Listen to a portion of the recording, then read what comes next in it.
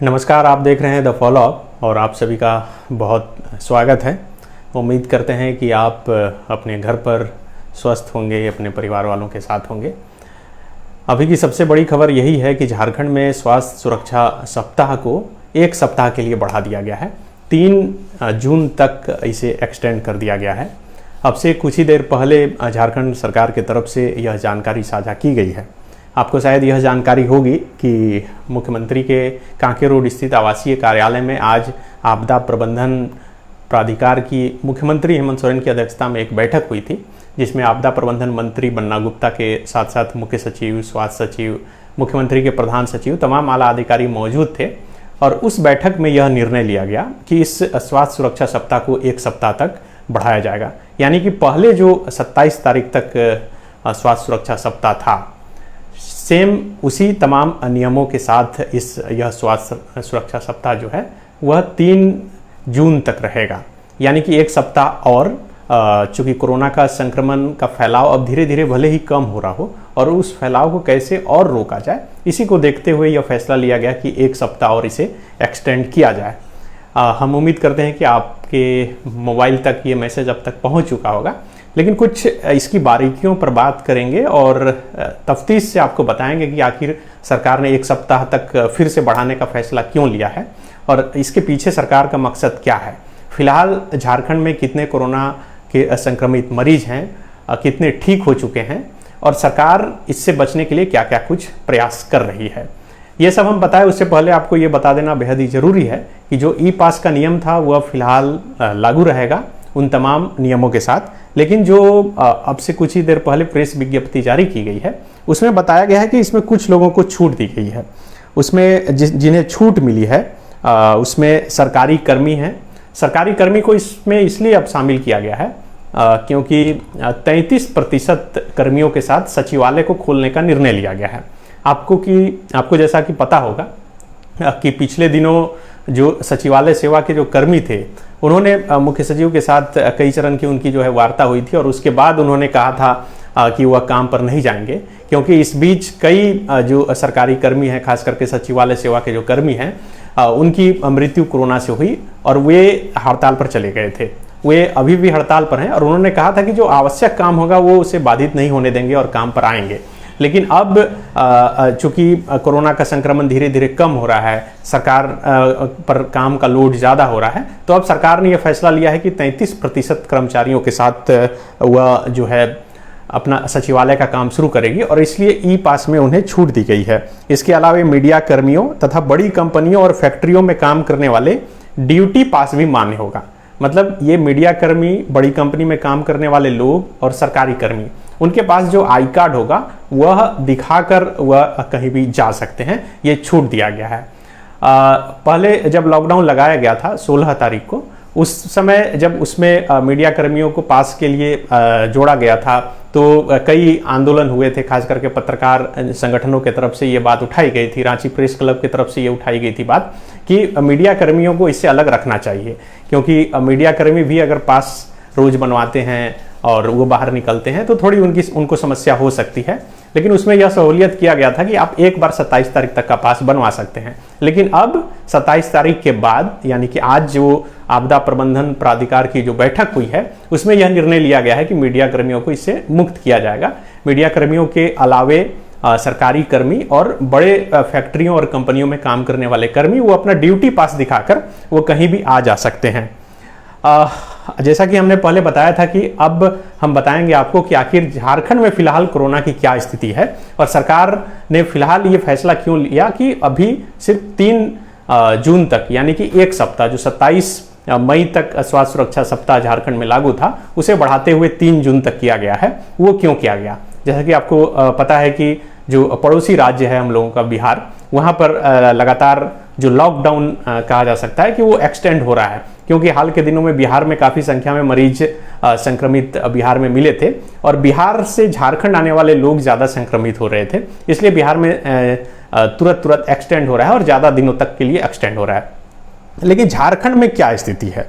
झारखंड में क्या स्थिति है ये हम बताएं, उससे पहले आज बता दें कि आज जो आपदा प्रबंधन विभाग की बैठक हुई थी मुख्यमंत्री हेमंत सोरेन की अध्यक्षता में, उसमें जो साइक्लोन आ रहा है उसको लेकर भी बैठक की और उससे कैसे बचाव किया जाए उसको लेकर भी मंथन किया गया। क्योंकि आपको पता है कि मौसम विभाग की तरफ से 5 दिनों का एक अलर्ट जारी किया गया है और कहा गया है कि झारखंड के लगभग सभी इलाकों में जो है इसका प्रभाव देखने को मिलेगा। झारखंड के सभी इलाकों में जोरदार बारिश होगी, 50 किलोमीटर की रफ्तार से अधिक से जो है हवाएं चलेगी। इसका खास असर दक्षिण पूर्वी इलाके जैसा कि बताया जा रहा है कि पूर्वी सिंहभूम, सरायकेला, खरसावां, इन इलाकों में, सिमडेगा के इलाकों में ज़्यादा दिखेगा और इसके अलावे भी झारखंड के अन्य हिस्सों में जोरदार बारिश होगी। इसको लेकर भी मुख्यमंत्री हेमंत सोरेन की अध्यक्षता में आज बैठक हुई और तमाम जिलों के अधिकारियों को फिर निर्देश दिया गया कि इसके बचाव के लिए क्या क्या किया जा सकता है।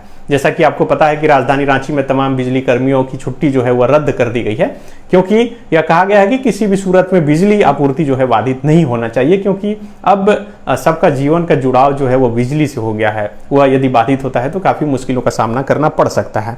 अब हम आते हैं कि आखिर झारखंड में कोरोना की स्थिति क्या है और झारखंड सरकार ने कोरोना संक्रमण की स्थिति को देखते हुए जो फैसला लिया है वह क्यों लिया है। देखिए, अभी आज का जो अपडेट है, हर दिन जो हेल्थ डिपार्टमेंट के तरफ से या फिर झारखंड सरकार की तरफ से जो एक डाटा जारी किया जाता है और बताया जाता है कि आज कितने लोगों की मौत हुई, किस जिले में कितने संक्रमित पाए गए, वो अब तक जारी नहीं हुआ है। रात करीब 10:30 बजे के बाद वो जारी होता है। लेकिन कल के डाटा पर हम लोग बात करेंगे। कल जो जारी किया गया था, कल यानी कि 24 मई को जो डेटा सरकार ने जारी किया था, उसमें यह बताया था कि झारखंड में 33 लोगों की मौत कोरोना से हुई है। ये सरकारी आंकड़ा है। आपको जैसा कि पता होगा कि ये आंकड़ा आज से अगर 10 दिन 15 दिन पीछे आप चले जाएं तो हर दिन करीब 150 से अधिक होता था। 150 170 तक लोग जो है एक दिन में झारखंड में मरे हैं और ये लगातार सिलसिला बढ़ते जा रहा था। लेकिन वो घटकर अभी यानी कि 24 मई को 33 लोगों की मौत कोरोना से झारखंड में हुई है। इसके अलावे जो पॉजिटिव केस है वो झारखंड में मिले थे 1394। कुल पूरे झारखंड के सभी 24 जिलों में मिलाकर 1394 पॉजिटिव केस झारखंड में मिले हैं। फिलहाल जो एक्टिव केस है अगर उसकी बात की जाए तो रिकवर्ड अभी काफ़ी हो चुके हैं। अगर अलग अलग जिलों की बात करें तो पॉजिटिव केस जो कल मिले थे, जो 1394 कुल संख्या है, उसमें से बोकारो में 58, चतरा में 29, देवघर में 65, धनबाद में 103, दुमका में 22, ईस्ट सिंहभूम में 258, गढ़वा में 49, गिरिडीह में 62, गोड्डा में 22, गुमला में 44, हजारीबाग में 107, जामताड़ा में 8, खूंटी में 8, कोडरमा में 34, लातेहार में 12, लोहरदगा में 44, पाकुड़ में 4, पलामू में 62, रामगढ़ में 16, रांची में 199, साहेबगंज में 15, सरायकेला में 32, सिमडेगा में 48, वेस्ट सिंहभूम में 93। ये अलग अलग जिलों का आंकड़ा हमने बताया कि कहां पर कितने मरीज 24 मई को मिले थे, जो कुल 1394 है। अगर मरने वालों के लिहाज से देखें तो सबसे अधिक अभी फिलहाल जो केसेस निकल के सामने आ रहे हैं वह ईस्ट सिंहभूम जो जिला है वह है। वहां पर कल 258 नए कोरोना के मरीज मिले थे और वहां पर मौत भी सबसे अधिक हुई थी। 5 लोगों की मौत कल कोरोना से हुई थी और सबसे अधिक, माफ कीजिएगा, कि रांची में सबसे अधिक 11 लोगों की मौत कल हुई थी कोरोना से। अगर रिकवरी रेट की बात की जाए तो ये पिछले 7 दिनों में झारखंड में रिकवरी रेट 93.23 का है, जो भारत के रिकवरी रेट से काफ़ी अधिक है, क्योंकि भारत में फिलहाल रिकवरी रेट 88.7% है और झारखंड में 93.24, यानी कि पूरे देश की तुलना में झारखंड में कोरोना से रिकवर होने वाले की संख्या जो है काफ़ी अधिक है और काफ़ी जल्दी जल्दी लोग यहाँ पर ठीक हो रहे हैं। तो ये तमाम आंकड़े थे जिसे आपको बताना जरूरी था ताकि आप समझ सकें कि आखिर झारखंड में फिलहाल क्या स्थिति है। जैसा कि मैं बता रहा था कि झारखंड में फिलहाल जो टोटल कोरोना के एक्टिव केसेस की संख्या है वह करीब 17,559 है। 17,000 के आसपास कोरोना संक्रमित हैं। ये आंकड़ा हाल के दिनों में काफ़ी तेज हो गया था वो कम इसलिए हुआ क्योंकि लगातार मरीजों की संख्या कम हो रही है। सरकार कोरोना संक्रमण की बढ़ते रफ्तार के बाद रेस हुई। अप्रैल के शुरुआती महीने में जब मधुपुर में चुनाव था, मुख्यमंत्री हेमंत सोरेन अपने तमाम कैबिनेट के साथियों के साथ वहां प्रचार कर रहे थे, तो उस दौरान संख्या काफ़ी तेजी से बढ़ रही थी। अव्यवस्था था हर तरफ, अस्पताल में बेड नहीं मिल रहे थे, ऑक्सीजन सिलेंडर नहीं मिल रहे थे, चारों तरफ हाहाकार था, तबाही मची थी। और उसके बाद जब काम करना शुरू किया गया और आज जब हम बात कर रहे हैं करीब मई के लास्ट महीने में, तब स्थिति पूरी कंट्रोल में है। लेकिन फिर भी सरकार को लगा कि जो स्थिति कंट्रोल है उसका जो मुख्य वजह यही है कि स्वास्थ्य सुरक्षा सप्ताह, भले ही इसका लॉकडाउन नाम न दिया गया हो, लेकिन लॉकडाउन के तरह ही जिस तरह से बाजार बंद कर दी गई, सड़कें सुनसान हो गई, उसके बाद इसका स्प्रेड जो है, कोरोना का फैलाव वो रुका। और यही वजह है कि आज संक्रमण का रफ्तार जो है कम हो गया है और सिर्फ 1300 मरीज एक दिन में मिल रहे हैं। रांची जैसे शहर जहां की हर दिन 1000 से अधिक मरीज मिल रहे थे, वो सिमट कर अब आ गया है 626। पिछले दिनों 200 से भी कम मरीज वहां पर मिले थे। तो ये टेस्टिंग उसी रफ्तार से हो रहा है और वैक्सीनेशन भी लगातार चल रहा है। और सरकार कोशिश कर रही है कि गांव घर तक कैसे लोगों को जागरूक करें और गांव के ग्रामीण इलाकों में किस तरह से वैक्सीनेशन की प्रक्रिया को और तेज की जाए।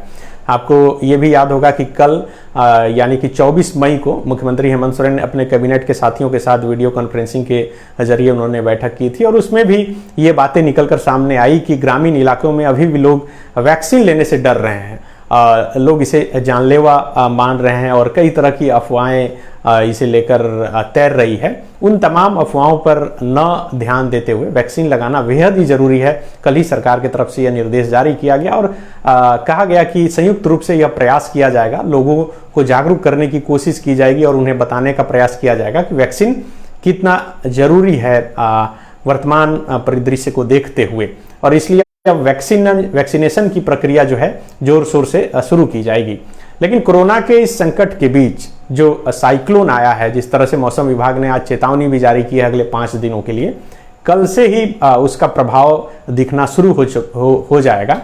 कल झारखंड के कुछ हिस्सों में बारिश जोर शोर से शुरू होगी और उसके बाद अब धीरे धीरे राज्य के लगभग हर एक हिस्सों में जोरदार बारिश होगी। मौसम विभाग ने जानकारी देते हुए बताया है कि जो हवा की रफ्तार है वह भी 50 किलोमीटर से 70 किलोमीटर की रफ्तार से चल सकती है। अभी जो मुख्यमंत्री कार्यालय की तरफ से प्रेस विज्ञप्ति जारी की गई है उसमें कहा गया है कि 90 किलोमीटर की रफ्तार से हवा चल सकती है। जब इतनी रफ्तार से हवा चलेगी तो भारी नुकसान हो सकता है।